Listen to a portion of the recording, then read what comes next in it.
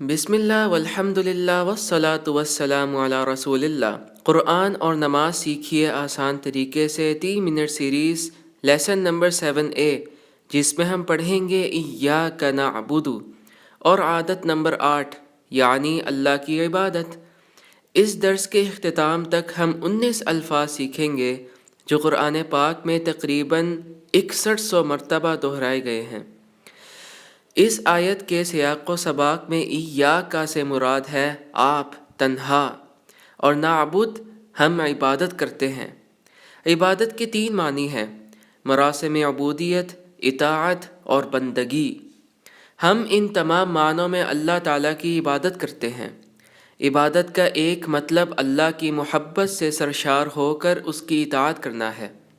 عبادت کی مختلف قسمیں ہیں: نماز، روزہ، زکوٰۃ، حج، حلال کی کمائی، حصول علم، اور سب سے اہم دین کا نفاذ، اور وہ سب کچھ جو کہ اچھی نیت کے ساتھ کیا جاتا ہے۔ عبادت 3 طریقوں سے کی جا سکتی ہے: دل سے، زبان سے اور جسم سے۔ دل سے عبادت کرنے میں ایمان، محبت، اخلاص، بھروسہ اور اللہ کا ذکر سب شامل ہیں۔ اسی طرح اللہ کا خوف، اس سے امید اور اس کے سامنے عاجزی اور انکساری کا اظہار۔ تو لہٰذا ایاک نعبد کہتے وقت اپنی توجہ محض نماز کی طرف نہ رکھیں، بلکہ ان اعمال کی طرف بھی جو آپ نماز پڑھنے کے بعد کرنا چاہتے ہیں۔ کچھ لوگ کہیں گے کہ ہمیں عبادت کرنے کی کیا ضرورت ہے، کیوں نہ اپنی زندگی سے لطف اٹھائیں۔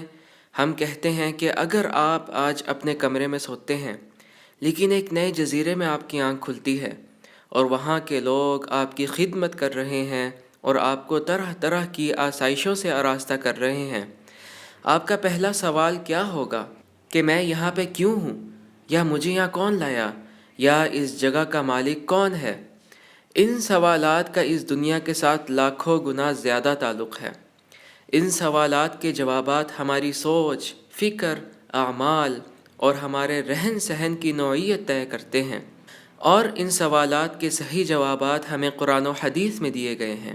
جب ہمیں اندازہ ہوتا ہے کہ اللہ ہی ہے جس نے ہمیں پیدا فرمایا اور ہمیں بے شمار نعمتوں سے نوازا تاکہ ہم اپنی زندگیوں کو پرسکون گزار سکیں، پھر ہمارے اندر ایک مضبوط جذبہ محبت اور عبادت ابھر آتا ہے، اور ہم اپنے سر زمین پر رکھ دیتے ہیں اور اس کی تسبیح بیان کرتے ہیں۔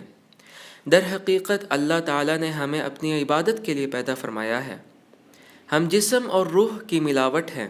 اگر ہم اپنی روح کو خوش نہ رکھیں، کوئی شے ہمیں خوش نہ کر سکے گی۔ صرف اور صرف اللہ تعالیٰ کی عبادت کے ذریعے ممکن ہے کہ ہم حقیقت تک پہنچ سکتے ہیں اور ابدی سکون اور خوشیاں پا سکتے ہیں۔ اکثر لوگ اس حقیقت سے کنارہ کشی کرتے ہیں اور پیسے، خوشیاں، موج مستی اور شہریت کے پیچھے بھاگتے ہیں، لیکن آپ صاف دیکھ سکتے ہیں کہ اداکار، اداکارائیں اور مراسی جنہیں جاہل لوگ خوش قسمت سمجھتے ہیں، وہ دراصل ڈرگز، شراب نوشی اور بری حرکتوں میں ملوث ہوتے ہیں۔ کیوں؟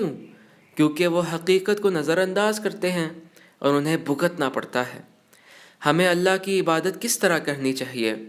حضرت محمد صلی اللہ تعالی علیہ وسلم ایک سچے اور کامل رسول ہیں، تو ہمیں ان کے اسوے پہ عمل کرنا چاہیے۔ وہ دنیا اور آخرت میں سب سے زیادہ کامیاب ہیں۔